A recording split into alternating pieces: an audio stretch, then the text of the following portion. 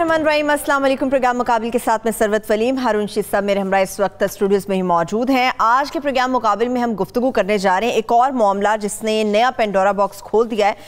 वो है life saving drugs के हवाले से, जिसकी आड़ में कहा जा रहा है कि भारत से चाहिए तो ये था, जिसकी मंजूरी भी हुई थी कि लाइफ सेविंग ड्रग्स को मंगवाया जाएगा वहाँ से, मगर ऐसा हो नहीं सका। इसके साथ साथ जो मामूल की दवाएँ हैं जो पाकिस्तान में ख़ुद भी तैयार की जाती हैं वो भी दरामद की गई हैं।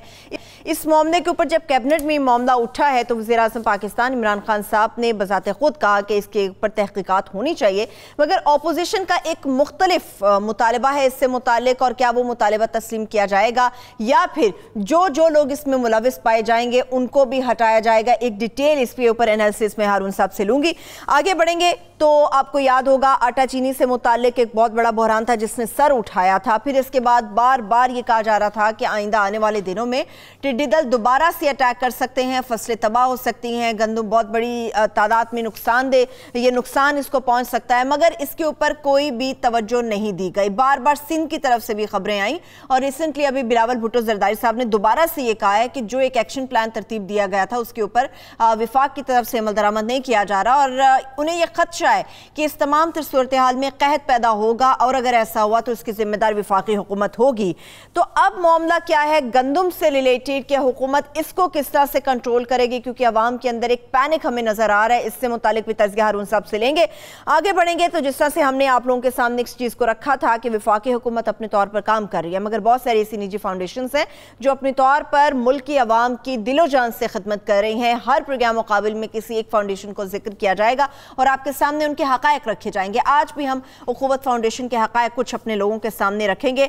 इसके साथ साथ कोरोना के हवाले से गुफ्तगू होगी, लॉकडाउन से मुतालिक जो कन्फ्यूजन इस वक्त वफाक और सूबों के बीच है उससे मुतालिक बात करेंगे, और वेरी इंपॉर्टेंट अक़लियती हुकूक़ कमीशन से मुतालिक बात होगी जिसके अंदर कहा गया था कि जो मजहबी अमूर की वजारत होगी वो ताउन भी करेगी, मगर इस वक्त सूरत हाल ये है कि उनके ऊपर इल्ज़ाम है कि वो किसी किस्म का कोई ताउन नहीं कर रहे। सुप्रीम कोर्ट के अंदर ये मामला एक बार फिर से उठ गया है। इससे मुतालिक हारून साहब से जानेंगे, मगर हारून साहब सबसे पहले तो मुझे ये बताएं, एग्रीमेंट होता है कि भारत के अंदर कहा जाता है कि जी लाइफ सेविंग ड्रग्स जो हैं उन्हें दरामद किया जाएगा, इसके ऊपर पाबंदी लगती है, फिर वो पाबंदी उठ जाती है और फिर कहा जाता है कि आएंगी, मगर इन्वॉल्व कौन है? क्या ये भी कोई बड़ा स्कैंडल बन सकता है कि इसकी आड़ में वो तमाम दवाएं भी आई हैं जो पाकिस्तान खुद तैयार कर लेता है? स्कैंडल क्या बन सकता है, बन चुका है।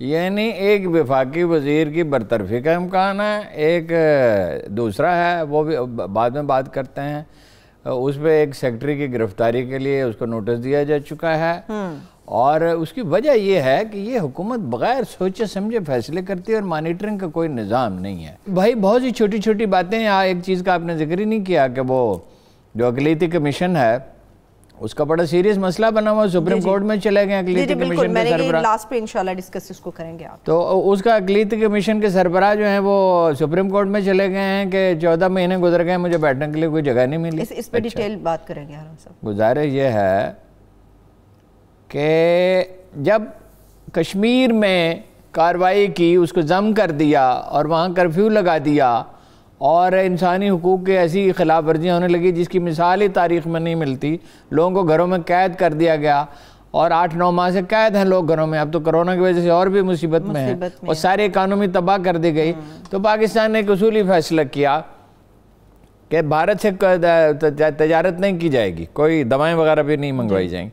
उस वक्त किसी ने सोचा नहीं, इनका मंशूर का उन्वान होना चाहिए यू टर्न मंशूर। उस वक्त किसी ने सोचा नहीं कि ये जो दवाएं हैं, पता नहीं वज़ीर सेहत क्या कर रहे थे, और या मशीर सेहत थे उस वक्त ये थे, या वो मेरा ख्याल वो पिछले थे उस वक्त बहुत आमिर ख़यानी ने क्या करना था, उसको तो पता नहीं है बेचारे को, वो तो एक यूनियन काउंसिल का दफ्तर नहीं चला सकता। तो उस वक्त किसी ने सोचा नहीं कि कुछ दवाएं ऐसी हैं जी जो लाइफ सेविंग ड्रग्स हैं, लोगों की जान खतरे में पड़ सकती है, और वो जर्मनी से आएगी फ़र्ज़ कीजिए, या बरतानिया से आएगी, या फ्रांस या अमेरिका से आएगी, तो इसकी कीमत 50 गुना भी हो सकती है, 20 गुना भी हो सकती है, 30 गुना भी हो सकती है, वो तो फिजिबल नहीं होगा। चुनाचे फिर इस फैसले को रिवाइज़ किया गया कि लाइफ सेविंग ड्रग्स मंगवाई जा सकती हैं, जान बचाने वाली दवाएँ, मगर अचानक इंकशाफ हुआ 2-3 हफ्ते पहले कि वो तो 432 या 436 दवाएँ मंगवाई जा रही हैं, और उसमें डिस्प्रीन भी शामिल है, बाकी तो आप छोड़ दें। नहीं, डिस्प्रीन भी कोई दवा है, دنیا کو کوئی ہی ملک ہوگا، کوئی افریقی چھوٹا سا ملک ہوگا جو درآمد کرتا ہوگا۔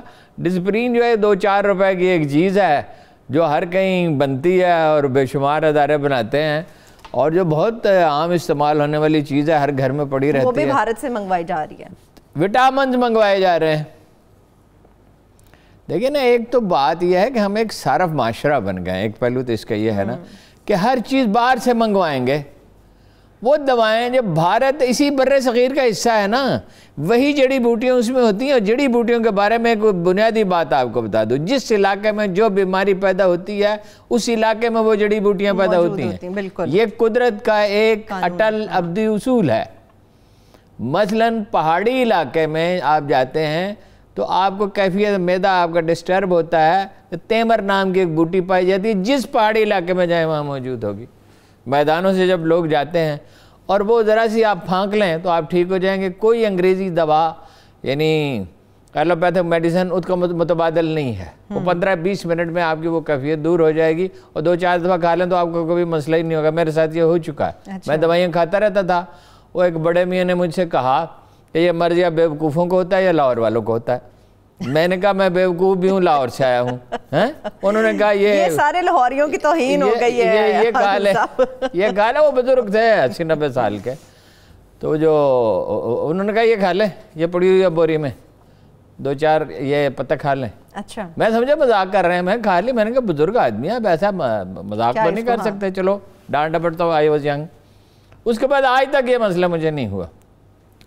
آپ دوائیں کیوں نہیں؟ آپ کے پاس یعنی ہربل میڈیسن کے ایسے شاندار ادارے ہیں اور بڑا ذخیرہ بھی ہے، اور آپ کے پاس سارا علم ہے۔ وہ مسلمان طبیب زیادہ ہوتے تھے انڈیا میں، طب پہ بڑا کام ہوا، یہ ہم کام نہیں کرتے۔ اچھا، اب وہ منگوا لی، اب جناب وہ وہاں مسئلہ پیدا ہو گیا، یہ وزیر صحت کی اجازت سے ہوا ہے، مشیر صحت کی۔ میں انہیں تلاش کرتا رہا، 9:30 پہ مجھے یہ پتہ چلا معاملے کا، میں انہیں تلاش کرتا رہا۔ ڈاکٹر ظفر مرزا صاحب کے بارے میں تاثر تو بہت اچھا ہے، انٹرنیشنل اداروں میں کام کیا، جب وہ بات کرتے ہیں تو خوش دلی سے بات کرتے ہیں، یکسوئی سے بات کرتے ہیں، اس لیے میں تو اس الزام کے بارے میں کوئی رائے دوں گا نہیں، سوال ہی پیدا نہیں ہوتا۔ اب اگر وقفے میں بھی ان کا ٹیلی فون آ جائے تو کوشش کریں گے کہ ان سے بات کر لیں۔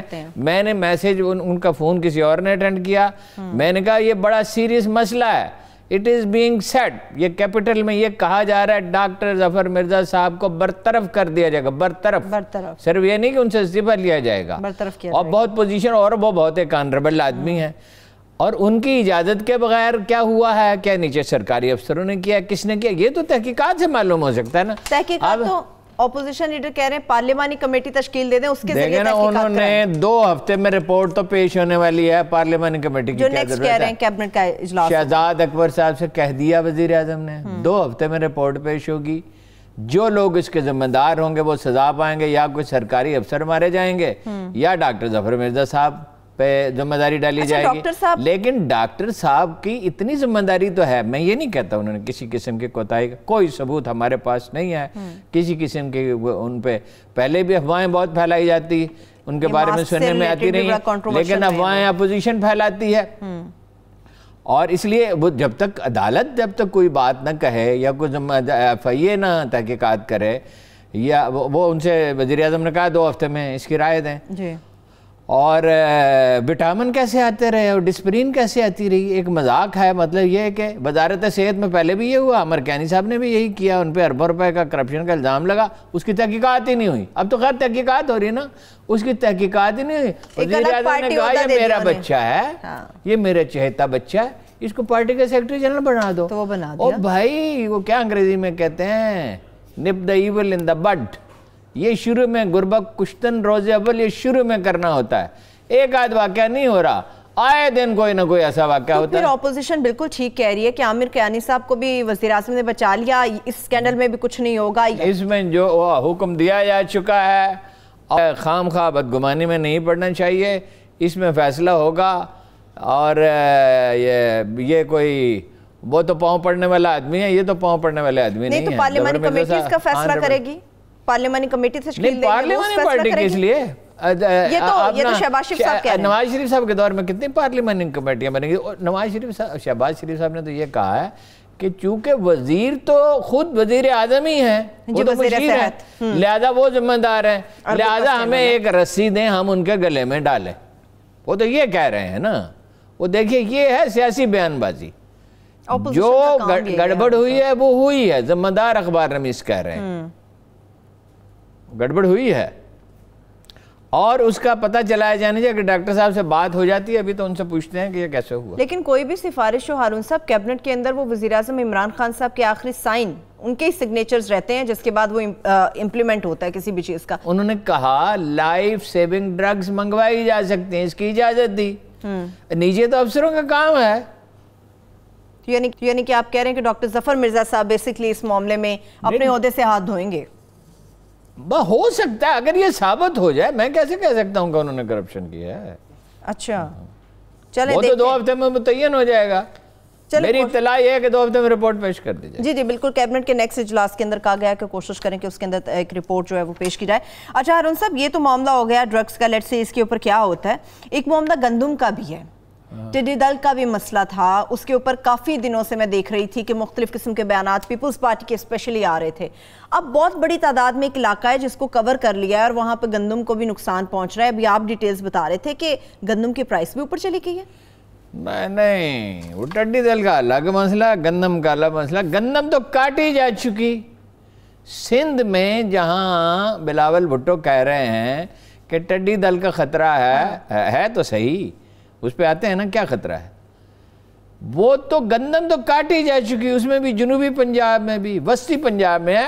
ابھی تھوڑی دیر پہلے کی اطلاع یہ ہے کہ جھنگ تک پہنچ گیا ہے ٹڈی دل. ٹھیک ہے, میرا خیال جھنگ میں بھی کٹ چکی ہے گندم. گندم کا مسئلہ اور ہے. گندم میں پینک بائنگ ہو رہی ہے, لوگ گھبرا گئے ہیں. ایک تو لوگ اپنے گھروں کے لیے گندم خرید رہے ہیں کہ بھائی سال کے آخر میں مہنگی ہو جاتی ہے, حکومت کی ریٹ کمزور ہے. حالات نہیں ہے خراب, حالات قطعاً خراب نہیں. گندم کی پیداوار میں نے مختلف ذرائع سے تحقیق کی ہے 1 سے 1.5% زیادہ ہے. تو پینک بائنگ کیوں ہے پھر ہارون صاحب؟ پینک کی وجہ سے ہوتا ہے. پینک کوئی لازمی ہے کہ کوئی جائز وجہ سے وجہ تو ہوتی ہے. میں بتاتا ہوں نا جو ہاتھوں کہ موقع تو دیں پروفیسر صاحب. پہلی بات تو یہ ہے کہ پچھلے سال کے تلخ تجربات ہیں. دوسری بات یہ ہے کہ مکئی کم ہوئی ہے تو پولٹری والے خرید رہے ہیں. ٹھیک. دوسری بات ہے فلور ملوں والے خرید رہے ہیں کہ ابھی حکومت نے جاری کرنی شروع نہیں کی ہے. تیسری بات یہ کسانوں نے کچھ نے ہولڈ کیا, بہت سو نے بوریاں لے لیں اور گندم ابھی نہیں دے رہے, چونکہ انہیں 1500 روپے مل رہے ہیں. 1500 روپے کیوں مل رہے ہیں؟ اس کی ایک اور بڑی دلچسپ وجہ ہے. وہ علیم خان سے بھی میں نے بات کی, فوڈ منسٹر صاحب, گندم کیسے 1500 روپے من بک رہی ہے؟ شروع میں تو یہ تو ہمیشہ 1100-1200 پہ بکتی تھی, 150-200 پہ کم بکتی تھی. انہوں نے کہا بھائی افغانیوں کو روک دیا ہے. افغانیوں کو روک دیا گیا, جس اسمگلنگ کی ہم بار بار بات کرتے تھے وہ قصہ پار کر دیا. لوگ ہولڈ کر رہے ہیں اس امید پر کہ کچھ دنوں میں رشوت خوری کا یہ نظام اپنی زنجیریں توڑ ڈالے گا. آپ نے دیکھا نہیں فلموں میں ہیرو اپنی زنجیریں کیسے توڑتا ہے؟ ویسے کہتے ہیں فلموں کا اور حقیقت کا بڑا یہ جو اپنا ہمارے ہاں رشوت کا لینے والا دیو, جو میں نے آپ کو بتایا, مجھے ایک چیف آف آرمی سٹاف نے کہا, ایک چیف آف آرمی سٹاف نے 30 کروڑ, اس وقت وہ سرونگ چیف آرمی سٹاف تھا, کہ 30 کروڑ روپے مجھے پیش کیے گئے ہیں قبائلی علاقے میں پولیٹیکل ایجنٹ لگانے کے لیے. ٹھیک ہے, جب میں یہ بات کر رہا تھا تو پچھلے ہفتے تو ایک بہت ہی بزرگ دوست نے کہا کہ 21 کروڑ روپے کی مجھے پیشکش ہوئی, ایک پولیٹیکل ایجنٹ لگوا دیں.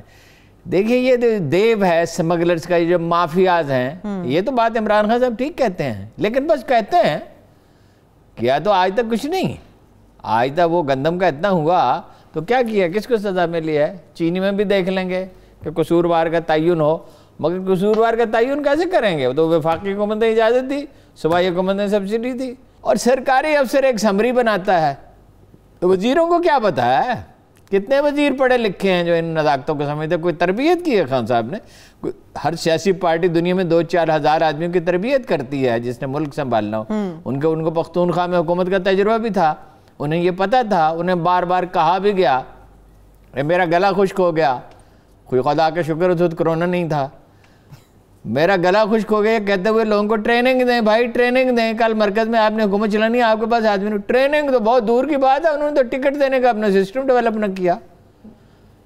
تو وہ سیٹ جو ہیں سرکاری افسروں کو اپنا جو 2 ارب روپے کی ایک امپورٹ ہے، تو 2 ارب روپے کی جو چیز امپورٹ ہوتی ہے وہ 3 ارب روپے میں بکتی ہے، پاکستان میں منافع کی شرح بہت زیادہ ہے، 2.5 ارب کی، تو 2 کروڑ روپے کی چیز سرکاری افسر کو دینے میں اسے کیا تعامل ہے؟ سرکاری افسروں کی کتنی بڑی تعداد ہے جو دوہری شہریت رکھتی ہے۔ ایک ایس ایچ او نے 20 آدمیوں سے 20-20 ہزار روپے رشوت لی 20 سال پہلے، 20 آدمیوں سے 20-20 ہزار رشوت 20 سال پہلے، ٹھیک ہے۔ میں گیا وزیر داخلہ کے پاس، جنرل معین الدین حیدر کے پاس، اچھا، اور ان کے سیکٹری مجھے روکتا رہا کہ بھائی وہ تو ہے ہی نہیں، وہ تو کراچی میں ہے۔ میں نے کہا آ رہے ہیں نا، انہوں نے کہا آ رہے ہیں۔ وہ اندر داخل ہوئے تو حیران رہ گیا کہ میرے گھر میں ایک آدمی بیٹھا ہوا ٹائم لیے بغیر۔ انہوں نے کہا کیا ہوا؟ میں نے کہا یہ ہوا، ایک لڑکا چھوٹی سی چوری کرتے ہوئے پکڑا گیا،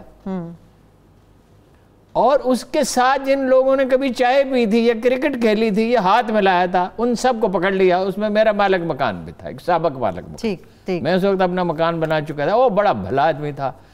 میں نے اس کو فون کیا ایسا ہوا، وہ گھبرایا ہوا۔ میں ہاسپٹل میں تھا، حالانکہ میں ہاسپٹل سے اٹھا اور ٹیکسی لی، ہولی فیملی ہاسپٹل سے ان کے گھر پہنچا۔ انہوں نے کہا کیا ہوا، خیریت ہے؟ وہ سمجھ گیا کہ بغیر اپوائنٹمنٹ کے ایک آدمی آ کے میرے گھر میں بیٹھا ہوا۔ میں نے کہا یہ واقعہ ہے۔ انہوں نے ایس ایس پی سے کہا، اور ایس ایس پی کون تھا؟ ناصر درانی، بڑا لائق نیک افسر، اس سے کہا کہ اس کو 4 چھوڑ دے۔ اب درانی صاحب مجھ سے بہت ناراض ہوئے کہ بھائی یہ وزیر سے بات کرنے کی کیا ضرورت تھی؟ ایک لحاظ سے ٹھیک بھی تھا کہ میں ناصر درانی صاحب سے ہی کہتا، لیکن اب میں بہت سخت غصے میں تھا کہ میرے محلے میں 20 بچوں کو پکڑ لیا، ان سے پیسے لیے، اور اے ایس پی کو بھی اس میں انوالو تھا۔ تو جب ہم یہ بات کر رہے تھے تو ابھی وہ معین الدین حیدر تو ایک بہت سلجھے ہوئے آدمی ہیں، وہ غور کر رہے تھے کیا کریں۔ تو ان کے سیکٹری نے کہا، پی ایس نے، جو پنڈی کا ڈپٹی کمشنر بھی رہ چکا تھا اسلام آباد کا اور لوگوں کو جانتا تھا، اس نے کہا سر اس ایس ایچ او کا بیٹا نیو یارک یونیورسٹی میں پڑھتا ہے اور یہ 1 لاکھ روپے ماہانہ اسے بھیجتا ہے، جس کی تنخواہ اپنی 30,000 روپے ہوگی، میکسیمم اس وقت 20,000 ہوگی۔ 1 لاکھ روپے اسی طرح سے پورے، تو 1 لاکھ روپے اسی طرح پورے ہوتے ہیں نا۔ یہ نیچے سے اوپر تک کرپشن کا ایک نظام ہے، اور خان صاحب کہتے ہیں میں اس کو ختم کر دوں گا، جیسے کارٹون فلموں نہیں ایسے کر کے چیزیں ختم ہو جاتی، جادو ہوتا ہے۔ بھائی ساری سول سروس میں کرپشن نیچے سے اوپر، کس پٹواری کے خلاف کسی دن کارروائی ہوئی ہے؟ کون سا تحصیلدار کبھی نکالا ہے؟ خان صاحب کو 18 مہینے ہو گئے، ہو سکتا ہے۔ اور شہباز شریف صاحب ہر 3 مہینے بعد کہتے تھے تھانہ کلچر ٹھیک کر دوں گا۔ کیسے ٹھیک کر دوں گا؟ جیسے تپائی کی ٹانگ ٹوٹ جائے تو ترخان گئے بھائی شام کو ٹھیک کر دوں گا، ٹھیک ہے۔ چلیے او بھائی یہ سب باتیں بنانے والے لوگ ہیں، کوئی نظام نہیں ہے سول سروس۔ سول سروس میں اگر میرٹ پہ تقرری اور مانیٹرنگ کا نظام ہو تو کسی کی جرت ہے؟ صاحب آپ کے لیے بات کرنا بڑا آسان ہے کہ میرٹ پہ میں بات ہی کر سکتا ہوں۔ یہ سسٹم اس حد تک خراب ہو چکا ہے، اتنا بوسیدہ ہو چکا ہوا ہے کہ اس کو صحیح بھی کرنے جائیں گے یہ مزید ٹوٹ پھوٹ کا شکار ہو جائے گا۔ ایک بریک کی طرف بڑھ رہے ہیں، جب بریک سے واپس آئیں گے لہٰذا اسے صحیح نہیں کرنا چاہیے، لہٰذا پروفیسر صاحبہ اسے صحیح نہیں کرنا صحیح کرنا چاہیے، مگر عمل کا دار و مدار نیتوں پر ہوتا ہے، نیت آپ کی اچھی ہونی چاہیے۔ بریک کی طرف بڑھتے ہیں، جب بریک سے واپس آئیں گے تو بات کریں گے کہ اس وقت لاک ڈاؤن کھل رہا ہے، لوگوں نے اللہ کا بڑا شکر ادا کیا، خاص طور پر دہاڑی دار مزدور نے، مگر یہاں پہ کنفیوژن ہے کہ مزید بڑھ گئی ہے۔ اب لاک ڈاؤن سے متعلق کنفیوژن یہ ہے کہ وفاق کچھ کہہ رہا ہے، صوبے اپنی منمانی کر رہے ہیں، نہ ہمارے وزیر اعظم پاکستان عمران خان صاحب کا۔ ایک بریک سے واپس آ کے اس پہ بات کروں گی، مگر اس کے ساتھ ساتھ اخوت فاؤنڈیشن سے متعلق ایک تفصیلی ڈیٹیل آپ کے سامنے رکھیں گے۔ Stay with us۔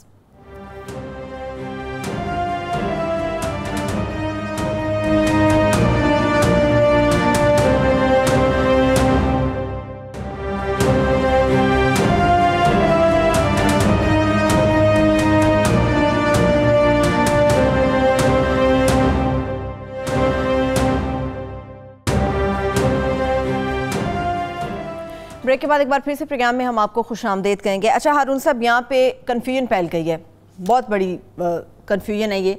پہلے کہا جاتا تھا کرونا ہے، کرونا بہت زیادہ بڑھ گیا، اور واقعی آج بھی میں دیکھ رہی تھی کیسز کے حوالے سے رپورٹ آئی ہے کہ کیسز रूटीन से कहीं ज़्यादा बढ़ गए। अब लॉकडाउन भी खुल जाएगा। अब मसला ये कहा जा रहा था कि जी पूरा हफ्ता ग्रॉसरी या छोटी मार्केटें खुलेंगी, ताजिर बरादरी के हवाले से कहा जा रहा था। विफाक ने 2 दिन का तो कहा है कि कारोबार नहीं खुलेंगे, कुछ भी नहीं खुलेगा। अब सिंध कह रहा है या सूबे कह रहे हैं कि ये हफ्ता इतवार के दिन है।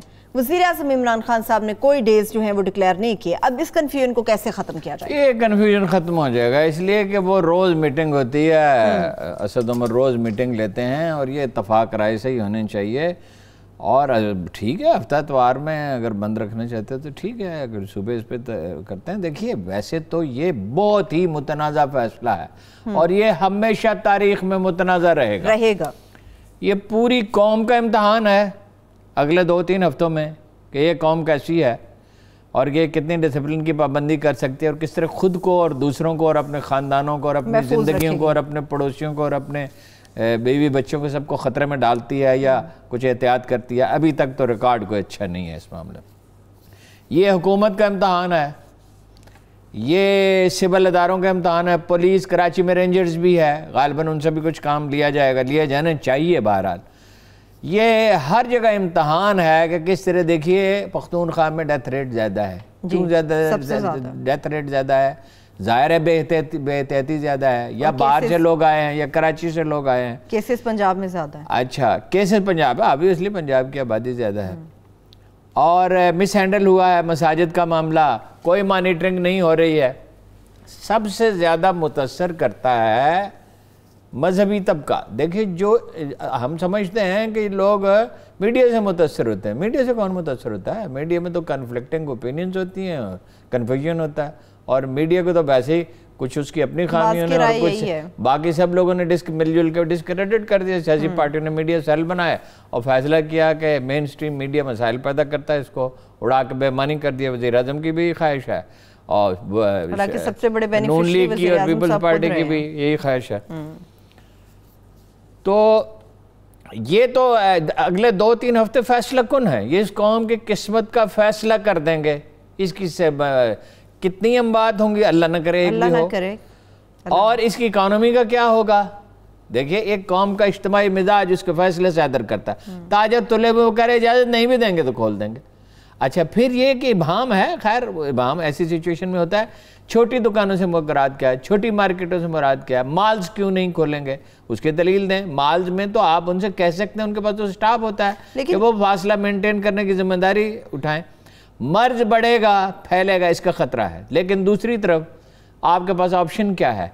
आपके पास अब रुपया नहीं है देने के लिए। महंगाई अपनी आखिरी सतह को छू रही है और ये महंगाई इस हद तक चली जाए कि लोग मर जाएं। देखिए उसमें एक जो अच्छी बहुत खबर आई है वो ये है, अखुवत ने जो वाहिद तंजीम है जिसकी ये कैपेसिटी थी 30 लाख का टारगेट मुकर्रर किया, 30 लाख ख़ानदानों को बग़ैर सूद का कर्जा दिया जाए। ज़बरदस्त, बग़ैर सूद का कर्जा। डॉक्टर साहब ये कहते हैं, उनके जहन में एक ख्याल जमा हुआ, उस पर उन्होंने अमल किया। वो 30 लाख लोगों को पहले ही कर्ज दे चुके हैं। डॉक्टर अमजद साकिब साहब की, डॉक्टर अमजद साकिब साहब, ठीक है। वो कहते हैं एक ही मॉडल है दुनिया में कामयाब, वो मुआखात का है जो रसूलुल्लाह ने मदीना मुनव्वरा में किया था। वैसे मक्का में भी आपने कुछ लोगों को मुआखात उनमें की थी कि एक आदमी दूसरे का भाई है। मदीना मुनव्वरा में तो यहाँ तक ये हुई मुआखात का मामला हुआ कि एक ख़ानदान दूसरे ख़ानदान का जिम्मेदार है, ठीक है, वो उसकी कफालत करेगा। वो वैसे खुददार लोग थे, उनमें से एक ने तो ये कहा कि मुझे मार्केट का रास्ते दिखा दो। बिल्कुल ऐसा ही है, बस इतना ही काफ़ी है। मैं ये मार्केट में मेरे पास थोड़े से पैसे हैं, मैं कर लूँगा कुछ न कुछ। वो सब अपने पाँव पे खड़े हो गए, न किसी ने एहसान जतलाया, न किसी ने अपने मेज़बान को तंग किया। मगर डॉक्टर साहब कहते हैं वो और माशरा था, वहाँ जनाब रसूल अकरम थे सल्लल्लाहु अलैहि वसल्लम। यहाँ लोग आप बेकारी पैदा करते चले जाएंगे, उसकी बजाय ये जो 144 अरब रुपये आपने दे दिए जी, तो वो कहते हैं कि ऐसे 30 लाख ख़ानदान, उनके पास तो डेटा है, उनके पास तो ज़बरदस्त ढांचा है, 5000 कारकुन है उनके पास। तो ये 30 से 40 हज़ार रुपये माहवार अर्न करते हैं जो लोग, उनको आप दे दें 10 से 20 हज़ार रुपये राशन के लिए, और ये कर्ज है बग़ैर सूद के।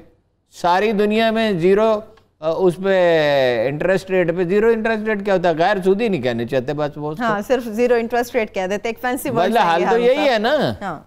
और तो कोई नहीं। اور یہ 100% سرمایہ وہ ضمانت دیتے ہیں واپس آئے گا.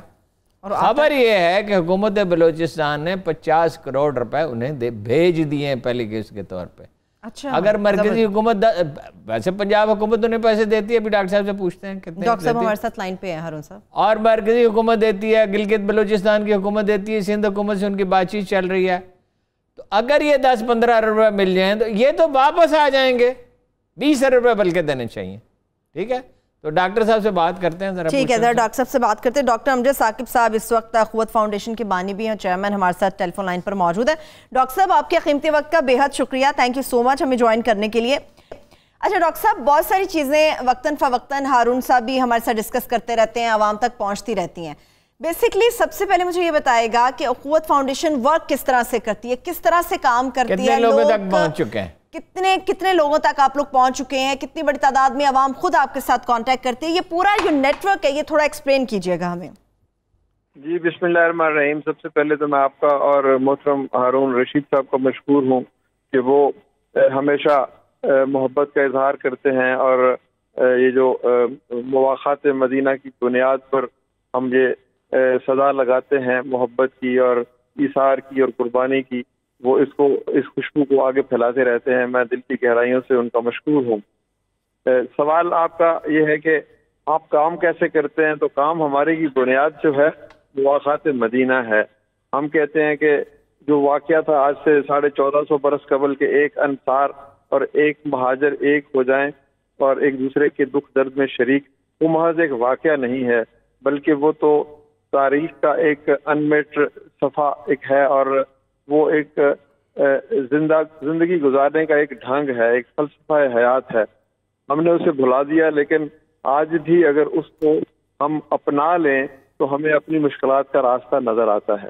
دراصل نبی پاک صلی اللہ علیہ وآلہ وسلم نے بتا دیا کہ اگر معاشرے میں 2 طرح کے طبقات ہوں, ہیوز اور ہیو ناٹس, یعنی محروم اور نسبتاً خوشحال, تو اگر وہ دونوں ایک دوسرے کے ساتھ دوستی اور رفاقت کر لیں تو جو محروم ہیں وہ محرومی سے نکل سکتے ہیں. بالکل, یہ ہے وہ بنیاد.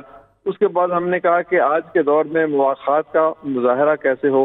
شاید ہم کردار کے اس بلند منصب پہ تو نہیں کہ ہم کسی کو کہیں کہ تم میرے گھر چلو, میرا آدھا تمہارا, لیکن بہرحال ایک راستہ ہمیں نظر آیا کہ اگر ہم قرض حسن کو اپنا لیں تو اس سے ہم کسی شخص کی محرومیوں کو سے نکلنے کے لیے اس کو راستہ دے سکتے ہیں.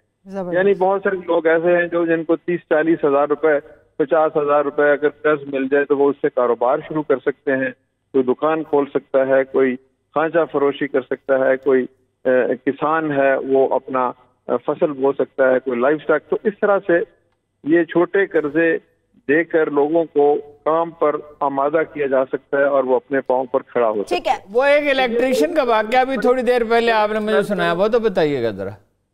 جی کون سا واقعہ آپ کہہ رہے ہیں؟ وہ الیکٹریشین کا جس نے کہا میں 1200 سے 1500 روپے روزانہ کماتا ہوں مگر اب میرے پاس کچھ نہیں ہے. وہ یوں ہے نا کہ یہ تو پروڈکٹیو قرضوں کی میں بات کر رہا ہوں جس میں حکومتوں نے بھی ہمارا ساتھ دیا, لوگوں نے بھی ساتھ دیا, اور ہم تقریباً 115 ارب روپوں کے قرضے دے چکے. تو ہم نے کہا کہ آج اس وقت جو ہم کورونا کے کرائسس کا شکار ہیں اس میں بھی قرض حسن کی جو روایت ہے یہ ہماری مدد کر سکتی ہے. یعنی میں کہتا ہوں کہ حکومت نے بہت اچھا کام کیا کہ 12 ملین افراد کو 144 ارب روپے دے دیے.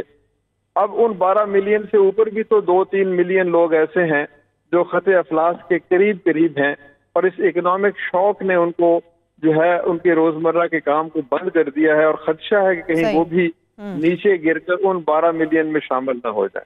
تو ہم کہتے ہیں کہ ان کو قرض حسن دے دیں 10,000 15,000 20,000 روپے, تاکہ وہ جو 30-40 ہزار پہلے کماتے تھے وہ اب نہیں کما رہے تو وہ 2 مہینوں کے لیے یا مہینوں کے لیے جب تک لاک ڈاؤن ہے وہ اپنے روزگار کا کوئی بندوبست کر لیں. اچھا ڈاکٹر صاحب قطع کلامی کی معافی, ڈاکٹر صاحب قطع کلامی کی معافی, مجھے یہ بتائیے گا کہ جس طرح سے اخوت فاؤنڈیشن کے حوالے سے آپ بیان کر رہے ہیں کسی بھی چیز کو ٹارگٹ کیا جاتا ہے, تو آپ لوگ کس طرح سے اپنا ٹارگٹ سیٹ کرتے ہیں, کتنی بڑی تعداد میں لوگوں کو سامنے رکھا جاتا ہے, اس کے بعد مخصوص لوگوں کو نکالا جاتا ہے, پھر ان تک پہنچا جاتا ہے, ان کی مدد کی جاتی ہے, تو یہ پورا ٹارگٹ آپ لوگ طے کس طرح سے کرتے ہیں؟ کیونکہ حکومتیں تو ہم دیکھتے ہیں کہ افراتفری بھی پھیلا رہی ہوتی ہیں, اعلانات بھی کر رہی ہوتی ہیں، فوٹو شوٹ بھی ہو رہے ہوتے ہیں، مگر آپ لوگوں کی طرف سے اس قسم کی کوئی چیز ہمیں نظر نہیں آتی، تو یہ خاموشی سے کس طرح سے کام ہوتا ہے؟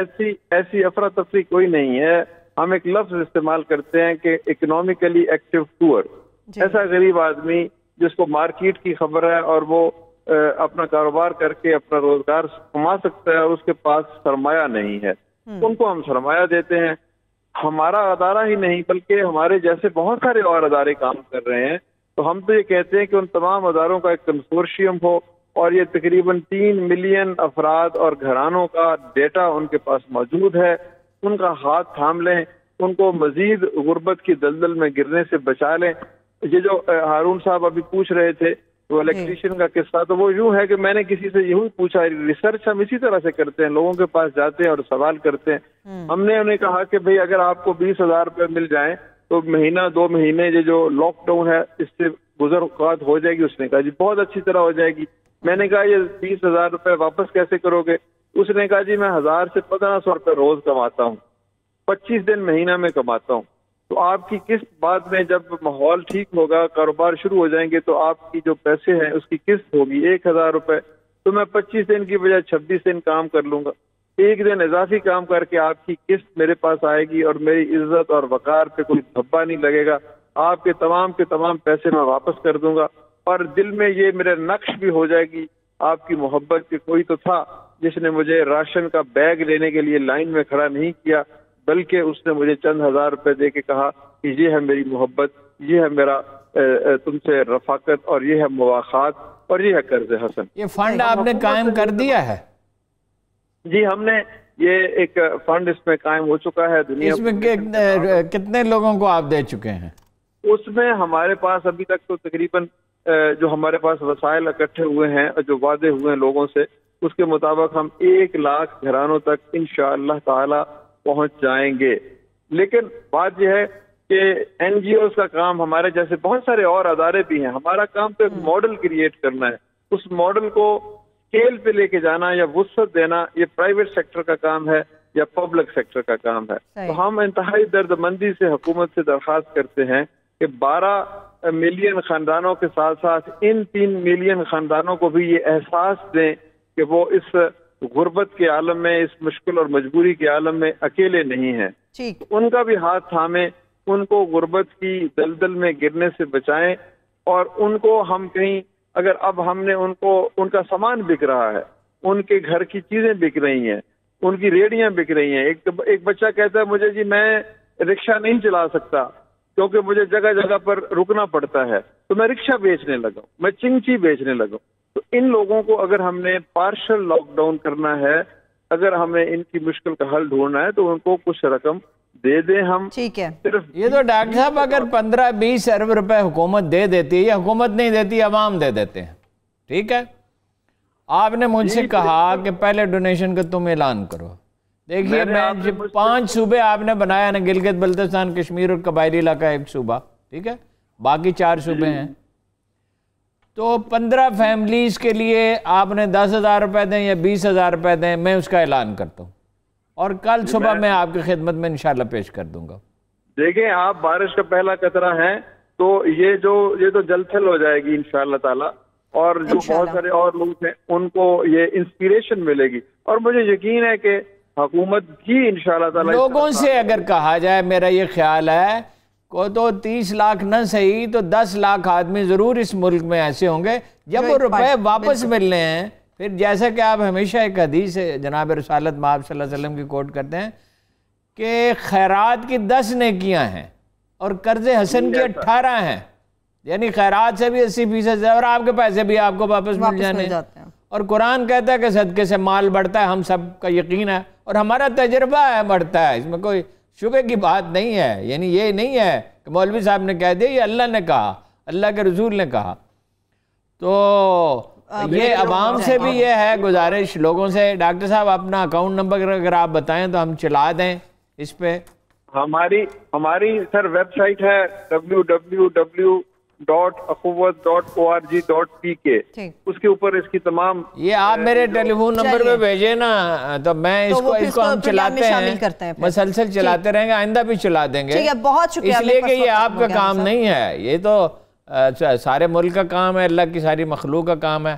آپ کا بہت شکریہ ڈاکٹر صاحب، آپ نے بہت شکریہ، thank you so much. Doctor Amjad Saqib صاحب اخوت فاؤنڈیشن کے مہمان ہمارے ساتھ موجود تھے۔ اس پہ واپس آئیں گے بریک سے، تو اس پہ گفتگو کریں گے، اور بریک سے واپس آنے کے بعد جس طرح سے میں نے بات کی تھی اقلیتی حقوق کمیشن سے متعلق کہ سپریم کورٹ کے حوالے سے بھی اس کے اندر یہ پہنچ گئے ہیں، اور کہا جا رہا ہے کہ وزارت مذہبی امور اس معاملے میں بالکل تعاون نہیں کرا۔ اصل حقیقت کیا ہے، کمیشن بنانے کی وجہ کیا بنی، اور پھر اس کے ساتھ ساتھ سربراہی کے لیے ڈاکٹر شعیب صدر صاحب تھے، انہیں سپریم کورٹ جانے کی آخری ضرورت کیا پڑی۔ چھوٹی سی بریک سے واپس آ کے بات کریں گے، ہمارے ساتھ رہیے۔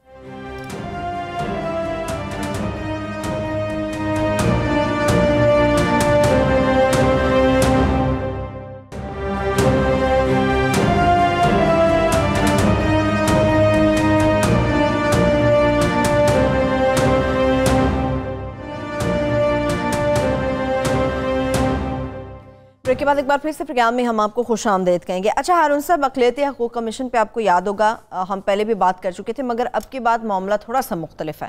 اقلیتی حقوق کمیشن، مجھے یہ پہلے تو بتائیں کہ آخر بنا کیوں تھا، اس کی وجہ کیا تھی، اور اب ڈاکٹر شعیب صدر صاحب سپریم کورٹ کے اندر کیوں گئے؟ مختصر یہ ہے جی، سپریم کورٹ نے بنایا۔ یہ قصہ شروع تو ہوتا ہے اس وقت سے جب آپ کو یاد ہے 2014 میں ایک چرچ پہ حملہ ہوا تھا، جی بالکل یاد ہے، اور بہت سے افسوسناک واقعات ہوتے رہے۔ تو تصدق جیلانی چیف جسٹس تھے اس وقت، انہوں نے نوٹس لیا، پھر یہ معاملہ آگے بڑھتا گیا، پھر ثاقب نثار صاحب آئے، NAO کمیشن بن گیا، اور ڈاکٹر سڈل صاحب تو کوئی ایسا واقعہ ہو تو انہیں پکڑ لیا جاتا ہے، اور 3 دفعہ کمیشن بنا، وہ ریاض ملک کے اور اس کے ارسلان کے مسئلے پہ، وہ افغان تجارت کے مسئلے پہ، وہ ملک سے باہر کسی کانفرنس میں بیٹھے ہوتے ہیں اور کوئی آ کر انہیں بتاتا ہے کہ آپ کو کمیشن کا سربراہ بنا دیا گیا۔ وہ کہتے ہیں کہ میں لندن میں ایک آل پارٹیز پاکستان گروپ ہے جو پاکستان کے بارے میں فیصلے ہوتے ہیں برٹش پارلیمنٹ میں، اس میں جو ممبرز انٹرسٹڈ ہیں ان کا ایک گروپ ہے، وہاں ایک بریفنگ دینے کے لیے میں گیا تھا، تو سڈنلی اس گروپ کے سربراہ نے کہا کہ آپ کو مبارک ہو، سپریم کورٹ نے آپ کو بنا دیا، اور ساتھ ہی انہوں نے وہ دکھا بھی دیا سپریم کورٹ کا حکم۔ چونکہ آج کی دنیا میں جو اقلیتیں بھی دیکھیے متحرک ہیں، اور دنیا بھر میں یہ ایشوز جو ہیں، یہ کمیونیکیشن کیا مسئلہ رہا ہے، تو انہوں نے کہا میں تو نہیں جانتا، مجھے تو نہیں پتا، بہرحال انہیں بنا دیا گیا۔ اب ان کا شکوہ یہ ہے، جو بنیادی ہے شکوہ، کہ وہ جو منسٹری ہے ریلیجیس افیئرز کی انہیں فیسیلیٹیٹ نہیں کر رہی۔ اچھا، مطلب 14 مہینے سے وہ کہہ رہے میرے پاس دفتر ہی نہیں ہے، اور وہ بہت صدمے کا شکار تھے، اور انہوں نے کہا میں سپریم کورٹ سے جا کے یہ کہوں گا کہ میری جان چھوڑے، میں ایک اپنے گھر میں بیٹھ کے کام کر رہا ہوں، سب صوبوں کا دورہ کر چکا ہوں، اور میں نے ایک مسودہ قانون بھی بنا دیا، مگر انہوں نے اسی اثناء میں ایک پیرالل کمیشن کھڑا کر دیا۔ اچھا، انہوں نے کہا کہ یہ تو سپریم کورٹ کا کرنا تھا، اور جتنے کمیشن بنے ہیں وہ بنے ہیں ایکٹ آف پارلیمنٹ سے، خواتین پہ ایک کمیشن ہے، بچوں پہ ایک کمیشن ہے، بیسک ہیومن رائٹس پہ ہے، تو وزارت نے کیسے بنا دیا؟ اب یہ انٹرپریٹیشن کی بات ہے۔ یہاں پہ ہے بیسکلی، میں نے منسٹر صاحب سے بات کی، انہوں نے کہا ہم نے تو جگہ انہیں آفر کی، لیکن 14 مہینے گزر گئے نا، دیکھیں نا وقت بہت ضائع ہوا نا، ریڈ ٹیپزم ہے، ہمارے پاس وسائل بھی نہیں ہیں، فائنانس منسٹری پیسے نہیں دے رہی۔ یہ منسٹر صاحب کا پوائنٹ آف ویو ہے؟ نہیں، منسٹر صاحب نے کہا، منسٹر صاحب نے اگر یہ کہا ہے تو اس میں کچھ نہ کچھ صداقت بھی ہوگی، لیکن ڈاکٹر صاحب کو میں نے جب کہا کہ انہوں نے کہا آپ کو تو انہوں نے میرٹ ہوٹل کے ساتھ جو بیسٹ جگہ ہے اس میں جگہ آفر کی، تو انہوں نے کہا 14 مہینے کے بعد، ہاں جی، اور وہ کافی مطلب یہ ڈاکٹر صاحب انتظامی معاملات میں بہت سخت ہیں، اور انہوں نے مجھے بتایا نہیں، نہ انہوں نے نہ کسی اور نے، تو مگر میرے ذرائع یہ کہتے ہیں کہ انہوں نے تو سیکٹری جو ہیں ریلیجیس افیئرس کی منسٹری کے، جو میری ان سے بات ہوئی، مجھے تو بہت آنریبل آدمی وہ لگے، میں ان سے پہلے بھی ملا ہوں، تو انہیں وارنٹ گرفتاری بھیج دیا ہے کہ میں اگلی دفعہ آپ کو گرفتار کر لوں گا، کیونکہ سپریم کورٹ اختیارات دیتی ہے کمیشن کو۔ جب میں نے ان سے بات کی تو بڑے انہوں نے بہت تحمل اور وقار کا مظاہرہ کیا، اور کہا کہ ڈاکٹر صاحب ہمارے سینئر ہیں، آنیسٹ آدمی ہیں، ہماری مشکل یہ ہے کہ ہمارے پاس پیسے نہیں ہیں، ہم نے 10-15 لاکھ کا فرنیچر بھی فراہم کیا، اور جو ڈاکٹر صاحب کہیں گے ہم ان کی رائے سے متفق ہیں۔ ڈاکٹر صاحب کہتے ہیں ایک ٹروتھ لوتھ کمیشن نہیں چاہیے، اقلیتوں کے ساتھ جہاں کہیں کوئی زیادتی ہو رہی ہے اس کے تدارک کا بندوبست ہونا چاہیے، اور کیبنٹ سے انہوں نے منظور کرا لیا خاموشی کے ساتھ. تو انہوں نے بھی یہ بڑے دانا آدمی سمجھے جاتے ہیں. وزیر مذہبی امور کی ریپوٹیشن بہت اچھی ہے. اور میں نے تو سیکٹری کے بارے میں کوئی بری بات نہیں سنی, چاند افواہیں ضرور سنی ہے, لیکن افواہیں تو کسی کے بارے میں بھی ہو سکتی ہیں. تو وہ میرا یہ خیال ہے کہ ریزالو ہو جائے گا. سپریم کورٹ جب انہیں بولے دیکھیے بہت نازک معاملہ ہے, ہم ان ملکوں کی فہرست میں شامل ہیں. امریکی جو وہ کمیشن ہے مائنارٹیز پہ, جس کی جو اختیارات سے محروم کمیشن نہیں ہے, جس کی رپورٹ پہ پچھلے ہفتے ہم نے بحث کی, تو ہوتے ہیں. پاکستان ان ملکوں میں شامل ہے جن پر پابندیاں ہیں. اور جی ایس ٹی پلس جو وہ جی ایس پی پلس جو اپنا آپ کو وہ دی ہوئی ہے, اسٹیٹس دیا ہوا یورپی یونین نے, وہ بھی خطرے میں پڑ سکتا ہے اگر اقلیتوں کے معاملے میں آپ نہیں کرتے. اور اس میں بھی امریکی رپورٹ میں بھی پاکستان پہ پابندیاں نہیں ہٹائی گئیں. یہ کہا گیا کہ سچویشن کچھ بہتر, اتنا نازک معاملہ ہے پھر بھی یہ حالات اور سال بیت گئے. یعنی 2014 سے لے کے اور کمیشن کب جا کے بنا, اور اب جسٹس کے سعید کھوسہ بھی چلے گئے اور یہ نئے چیف جسٹس آ گئے, اور ابھی تک دفتر نہیں وجود میں آیا کہ یہ کیا ہے.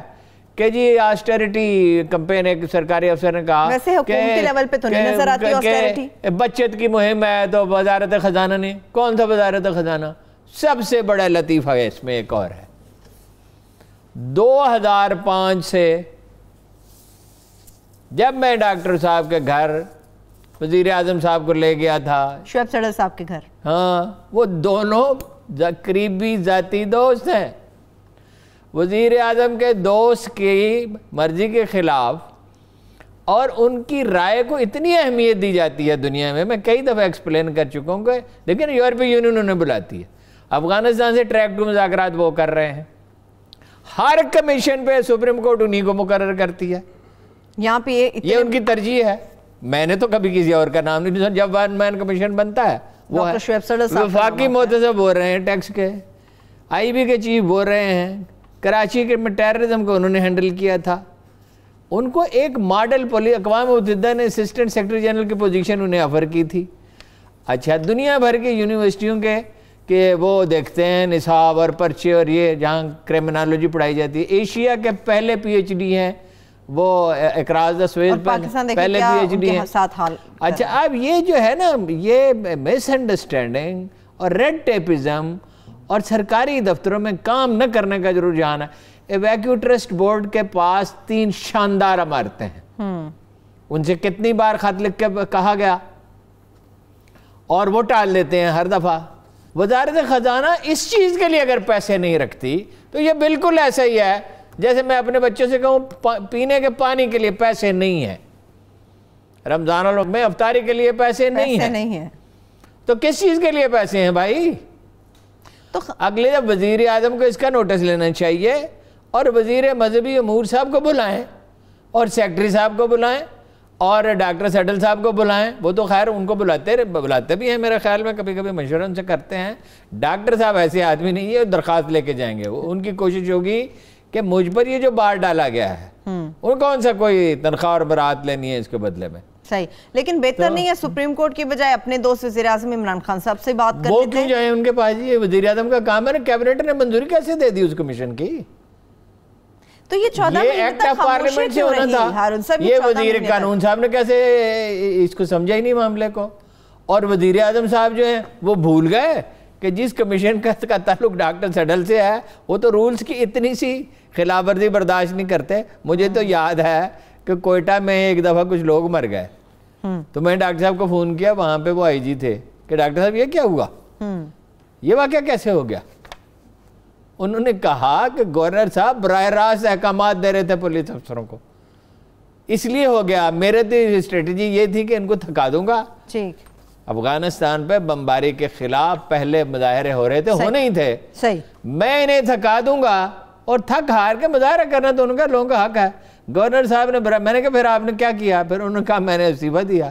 میں نے گورنر سے کہا کہ میں ایس ایچ او سے بھی کم تر ہوں, یعنی آپ پولیس افسروں, میں تو ایس ایچ او ڈائریکٹ وہاں سے انہیں احکامات ٹھیک ہے نا. ان کی تو ریپوٹیشن یہ ہے کہ دنیا میں چند جو پولیس افسر ہیں، کئی دفعہ بتایا آپ کو، ترکی پولیس کے ایڈوائزر، جیپنیز پولیس کے ایڈوائزر، برٹش پولیس، وہ وہاں جائیں، برٹش پارلیمنٹ انہیں بلاتی ہے، انٹریکٹ مذاکرات کرتے ہیں، اور اس آدمی کا کام نہیں ہو رہا۔ اور اچھا جو جس وزارت سے تعلق ہے، دونوں آدمیوں سے میں نے بات کی، نہایت شائستگی سے انہوں نے کہا کہ ہم تعاون کے لیے تیار ہیں۔ وزیر صاحب نے بھی کہا، سیکرٹری صاحب نے بھی کہا، اور وزیر اعظم صاحب کو 10-15 منٹ نکالیں، یہ مسئلہ حل کریں۔